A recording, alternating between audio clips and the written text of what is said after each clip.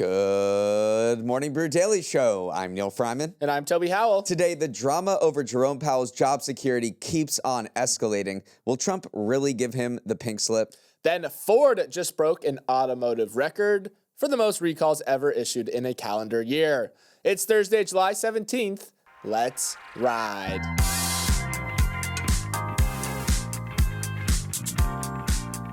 So people may have mixed feelings about the new Superman movie, but they are totally in love with a new character the film introduces to the DC universe, the super dog Krypto.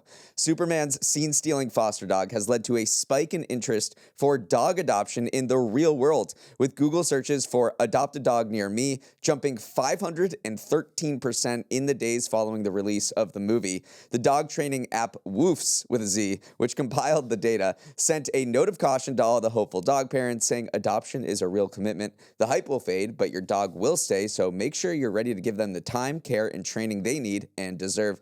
Toby, this dog is pretty cute. He's very cute. According to Woof's findings, users even search for Krypto, that's the dog's name, breed specifically, and that breed is CGI. No, I'm kidding. The dog was entirely made of CGI, but he is modeled after James Gunn, the film's director's own rescue dog, Ozu, who looks like a mix of a Schnauzer and a Terrier mutt. Apparently, this is the backstory. While the director was writing the film and creating the film, he was having trouble training this dog, Ozu, and wondered how much worse it would get if Ozu actually had superpowers, hence Krypto, the super dog, making it into the film. Very cute. I've only seen the trailers, but he does fly around really quickly, so if you're in the market for a dog, maybe look at the Terrier and Terrier Mutt and Schnauzer mix. Now a word from our sponsor, Mortgage Matchup. Hey, Neal, what's something you can do really fast? You ever see me eat a whole rotisserie chicken? No. That's because it happens like that.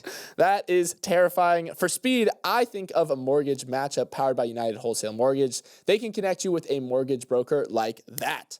Brokers can offer a loan process that's optimized for a faster clear to close. Their licensed professionals can shop on your behalf and give you access to more home loan options like conventional 1% down purchase, VA loans, jumbo, and more. They've saved borrowers thousands of dollars. So check out mortgagematchup.com to speak to a real home loan expert from the comfort of your own home. That's mortgagematchup.com. And in the meantime, I'm going to watch Neal shotgun an entire chicken. Quick disclaimer, United Wholesale Mortgage, LLC, Equal Housing Lender, NMLS, number 3038, licensed in all 50 states and the District of Columbia. Jerome Powell's role as Fed Chair is more precarious than ever following a day of conflicting messages over whether President Trump would fire him imminently. Around noon, multiple outlets reported that Trump told a group of House Republicans that he would try to fire Powell soon, according to an unnamed White House official. He even allegedly drafted a letter relieving Powell of his duties and waved it around as he polled the room if he should do it. The response from lawmakers was enthusiastic. Less than an hour later, Trump denied he would try to fire Powell, telling reporters, "We're not planning on doing it, but I think it's highly unlikely unless he has to leave for fraud." Still, Trump continued to bash Powell for not cutting interest rates, saying, "I was surprised he was appointed," apparently forgetting that he was the person who appointed Powell in 2017 for a term that runs through next May. While many presidents have criticized the Fed chair for keeping rates high, none has attempted to fire them before. Central bank independence is considered an essential ingredient of America's world-leading financial markets because it allows the Fed to make decisions based on what they believe will be good for the economy long-term and not zhuzh it up for elected leaders while they're in office in the short term. Even as Trump denies he's going to fire Powell, and he legally can't do that without cause, his team has been laying the legal pretext for doing so. In the past 2 weeks, they began to criticize Powell for an HQ renovation project that went over budget, accusing Powell of mismanagement and lying to Congress. Toby, the drama has reached a fever pitch with potentially global markets at stake. Yeah, let's talk a lot about the markets, because in this chaotic half hour when that Bloomberg report first surfaced, markets dipped a little extremely and then actually finished up yesterday after their brief downward tour. Speaking of other markets, I went to the prediction markets, Polymarket and Kalshi, to see how they were processing the news, and odds shot up to 40% that Powell would not finish his term before, again, settling back down in that 20% range. The prediction markets actually also moved in lockstep with the 30-year Treasury yield. If you overlaid them on each other, they basically followed the same spike and then settling settling down as investors kind of sold off these long-term bonds. Right now, looking at both the prediction markets, it looks like they are sitting at about 80% that Powell does finish his term. So take it all in the whole, a lot of uncertainty for about a half an hour, and then everything kind of settled right back where it was before these reports came out. Well, it's kind of a natural experiment about what would happen if Trump does move to fire Powell, and that looks like the stock market would sell off. I mean, the S&P 500 did move down 0.75 of a percentage point, which is a significant downturn, and then as soon as Trump denied it, it went right back up to where it was. Bonds also sold off during that interim period, and that's why economists and even banking CEOs have come out and said, we do not want this to happen. Central bank independence is a core it's core to the entire American financial system, because when you make economic decisions or monetary policy decisions for the short term, like lowering interest rates in a somewhat inflationary environment, as we talked about yesterday, then you risk sending inflation higher over the next few years. It's exactly what you don't want to do, and why there's this church and state separation that's been created over decades and centuries between the central bank and the executive branch. Let's talk about the renovation. What is going on with the Fed's renovation project? It was actually approved back in 2017. It was originally supposed to cost $1.9 billion. Those costs have swelled to $2.5 billion because of unforeseen construction conditions, like more asbestos than anticipated, toxic contamination in the soil, stuff like that. This was a nothing burger for a long time. I mean, only people who were paying very close attention to Fed disclosures would even pick up on it, but a Trump aide found it, and they're now using it as this attack vector. Most people say that they don't have a great legal case here. It's not like it's going to go through the courts and Fed will be ousted that way. But a lot of analysts are saying this is a war in the court of public opinion right now. If you can put enough social pressure that the Fed is being, irresponsible, fiscally irresponsible right now in a time of, a dicey economic time, that might make Powell eventually step down. So it's almost like socially pressuring him rather than legally pressuring him with this renovation angle. And in the court of public opinion, Powell did have a major defender earlier this week. JP Morgan CEO Jamie Dimon, during his company's earnings call, kind of went on a non sequitur towards defending Powell, saying playing around with the Fed can have adverse consequences, the absolute opposite of what you might be hoping for. So that's Dimon coming to the defense of Powell and saying, Trump, this is something you don't want to touch because the financial markets will sell off in a big way. You want yields to go down because you want borrowing costs to go down. But if, as we saw yesterday in that natural experiment, yields spiked and that leads to higher borrowing costs. So that's what Dimon is talking about, the absolute opposite of what you might be hoping for. Other reports suggest that Trump is not planning to fire Powell. He's just trying to bully him and troll him because he just wants to make life miserable. But if you think Powell will acquiesce to that and resign as Fed chair under this bullying, then don't think that at all, because Powell told reporters during his first term, I will never, ever, ever leave this job voluntarily until my term ends under any circumstances, none whatsoever. You will not see me getting in the lifeboat. It doesn't occur to me in the slightest that there would be any situation in which I would complete my term other than dying. So I'm going to use that quote if my boss ever tries to fire me. Pretty clear. Let's move on. Most private things should not be accessible to the public. DMs, affairs, the score of Neal and I's last pre-show game of ping pong. But private equity is scrambling for access to public markets. And according to a report from the Wall Street Journal, the government is working to make it happen. President Trump is reportedly close to signing an executive order that would give 401ks access to private market investments. What does that mean exactly? Normal, everyday investors like you and me would get to participate in deals usually only enjoyed by Patagonia vest-wearing types. But for the vest wearers, they might be getting a better deal. Big managers of private assets like Apollo and Blackstone want access to the money squirreled away in your 401ks. It's crazy to say, but typical institutional investors like big pension funds with trillions of of dollars have already invested all they can in private markets and are all but tapped out. Meanwhile, U.S. defined contribution plans, aka retirement accounts, held $12.4 trillion in assets at the end of 2024, and that is a tasty pot of gold at the end of the mom and pop investors' rainbow for PE.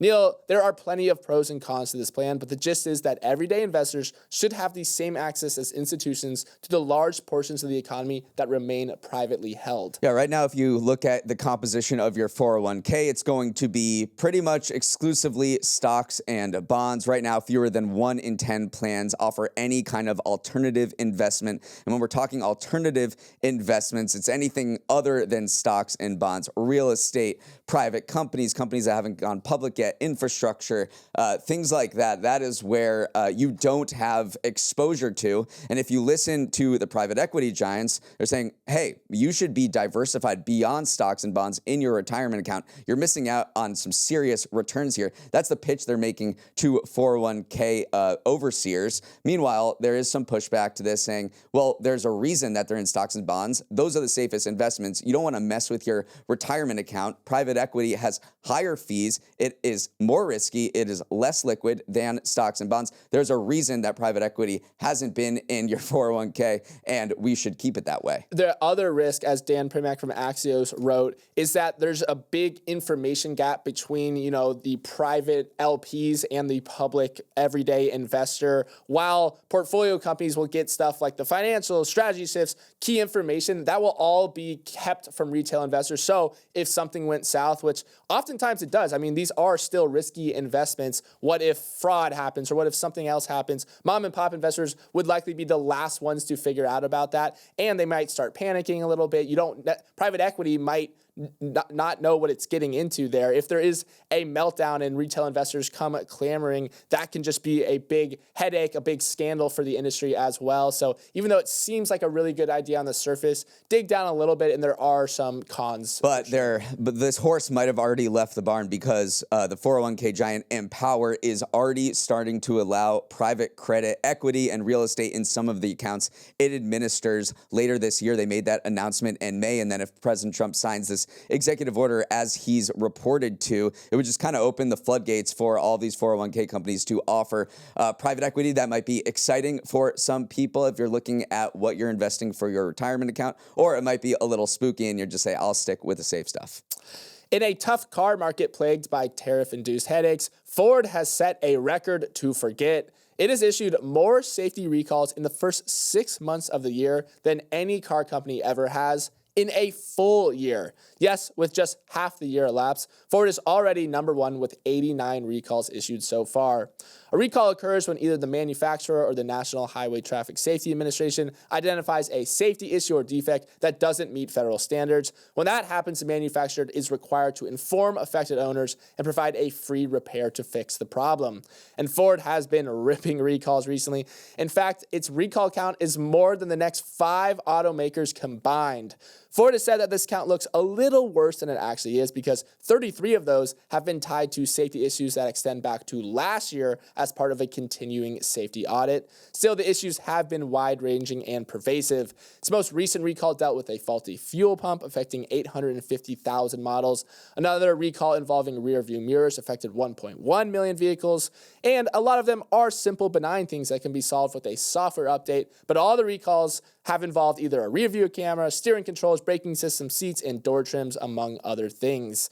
The strategy seems to be iron out these issues now, Neal. Maybe take a reputational hit in the process, but raise quality levels so you can reap the long-term rewards. In the meantime, though, that is a lot of recalls. It is a lot. The most recent one happened yesterday, so that 89 count is already dated. They are recalling almost 700,000 vehicles over an issue over cracking in a particular part that could potentially leak fuel and into the engine and cause fires. Now, listen to this corporate spin. So if you're in the PR industry, take notes. Ford said that the increase in recalls reflects our intensive strategy to quickly find and fix any hardware and software issues and go the extra mile to protect customers. They're saying we are beefing up our inspections now to prevent more problems down the road, and that may be true. Jim Farley, the CEO, said improving quality and rehabbing this reputation as a recall monster, because they have been one or two since 2020. They are known to have some safety issues.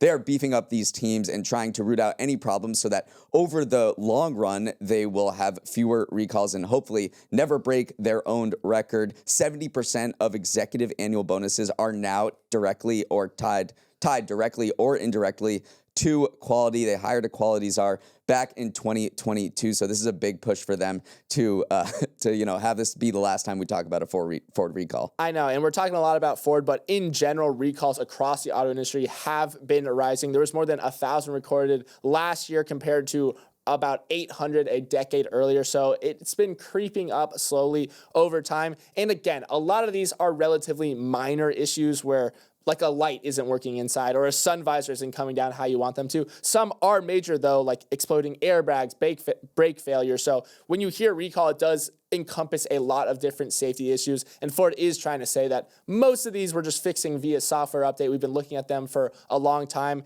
And dealers have kind of echoed that, saying like, hey, I'm glad that they're doing that now. I'm comfortable with what they're doing. I think they're handling this the correct way. So tough to make these headlines, though, because they're running up the numbers. We're 6 months into the year, and they're already setting records. Up next, Neal has 3 numbers that are going to blow your mind. Welcome to Neal's Numbers, the segment where I share 3 stats from the week's news that will turn you into a walking chat GPT. My first number puts some hard stats to the Labubu toy craze. And let me tell you, folks, we haven't seen a growth spurt like this since Toby in 7th grade. Pop Mart, the Chinese company that makes Labubus, is projecting that over the first 6 months of this year, revenue grew at least 200%, that means triple, and profit jumped at least 350%. Pop Mart attributed the astonishing gains to increased global awareness of its brands and IP. That's the understatement of the century.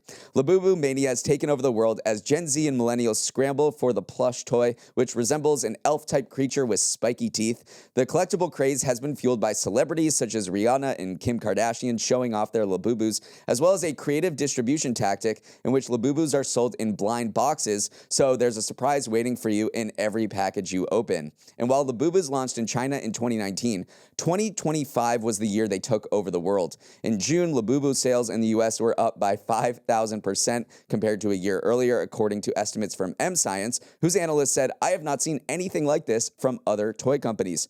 Pop Mart stock has skyrocketed in tandem with sales. Shares are up about 600% over the last 12 months, and its market cap of over $40 billion is greater than the combined value of Sanrio, Hasbro, and Mattel combined. The companies making Hello Kitty, Transformers, and Barbie. Toby, have you caught Labubu fever? No, I still don't like these freaky little things. I don't get it. I look at them on celebrities' handbags. I go, why are we wearing this? But maybe I just don't understand. I think the real question that investors are asking right now is this a flash in the pan, or does it become Barbie? I mean, Barbie has endured over generations, and it drives consistent revenue year over year. Is Labubu going to become one of those iconic figures like a Hello Kitty, like a Barbie? And who knows? It does face some headwinds in its native China as well. Chinese state media issued this kind of proclamation saying that they want to crack down on businesses that are enticing young children to spend excessively on, quote, blind cards and mystery boxes. If you read between the lines here, what is driving a lot of Labubu sales? It is these mystery boxes. They didn't specifically mention Pop Mart, and Pop Mart shares did briefly dip, but then have kind of returned to their same record highs. That is something else to look forward. This regulatory environment may be cracking down on their growth. My second number is the staggering health divergence between an air-conditioned society and one that mostly shuns AC. According to the Financial Times, between 2000 and 2019, an average of 83,000 Western Europeans lost their lives each year from extreme heat, compared to 20,000 North Americans. The writer John Byrne Murdoch chalks this up to North America embracing AC as a miraculous invention needed for a productive and healthy society, while Western Europe's regulations disincentivize the adoption of of air conditioning over climate change concerns. The lack of air conditioning in Western Europe has become headline news this summer as a record-setting heat wave stalked Western and Southern Europe, and data from a 2024 study show that low adoption of air conditioning has meant Europe's death rates climb far more steeply than the U.S. during periods of intense heat. Just look at two cities, London and Portland, Oregon. The two experience the same amount of heat, but 79% of households in Portland have air conditioning compared to less than 5% of people living in Britain. Paris is a little bit better, but not much. About 25% of French homes had air conditioning in 2020, but that's compared to 90% of American homes. Toby, the data show that once indoor temperatures rise above about 75 degrees Fahrenheit, humans start to suffer in terms of cognitive performance and worker productivity, and it becomes a life or death issue during hot nights, which are becoming even more frequent. A growing number of critics are telling Europe to get its act together. I had no idea that it was such a cognitive performance decreaser. If you look at U.S. high school scores on tests, they dip dramatically during hot days. And then if you extrapolate that, if you live in a hot climate that doesn't have air conditioning and your test scores have an impact on your future, it does start to ripple through your entire country, through your entire generation, really. And I go back to Singapore. They've had this kind of remarkable turnaround in the 20th century, and their premier said that one of the big reasons for it was air conditioning. They installed air conditioners in government offices, and they said that's been a key to increasing Singapore's efficient civil service. So it sounds like you complain like, the air conditioning's out, but it really does have very dramatic impacts, not just on health outcomes, but also educational outcomes, government outcomes. It is a big issue. For my final number, here is a question. Who do you think burns more calories per day? A desk worker in New York or a Hadza hunter-gatherer in Tanzania? The surprising answer is there is no difference at all. In a major new study published this week, a team of scientists found that total daily energy expenditures were roughly the same across 34 countries or cultural groups at varying levels of economic development, from South American tribes to European suits. The goal was to resolve one of the great debates of obesity. Why do wealthy, highly industrialized countries have higher obesity rates than hunter-gatherers, herder-farmers, and others in less developed countries? Is it the gap in physical activity, or is diet more to blame? Or is it a combination of both?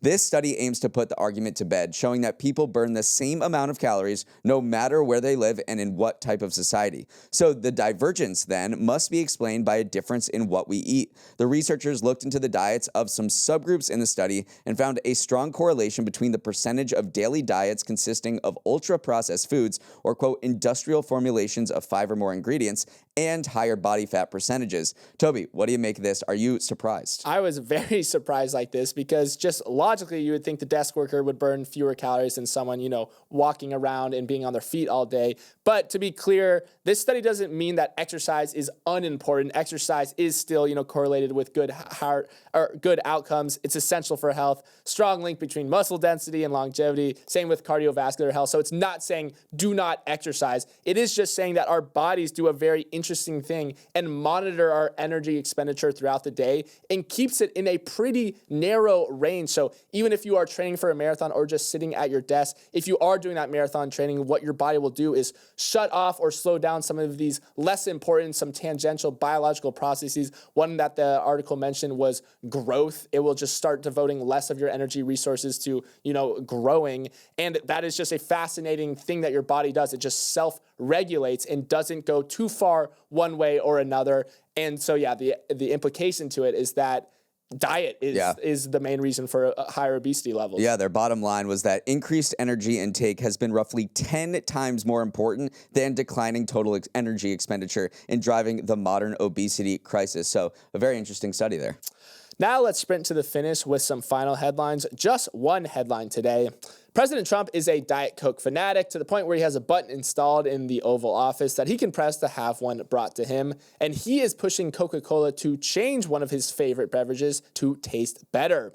Yesterday, Trump said that Coke had agreed to use real cane sugar going forward in its drinks sold in the U.S. U.S. Coke is typically sweetened with high fructose corn syrup, but in other countries like Mexico, the UK, and Australia already use cane sugar.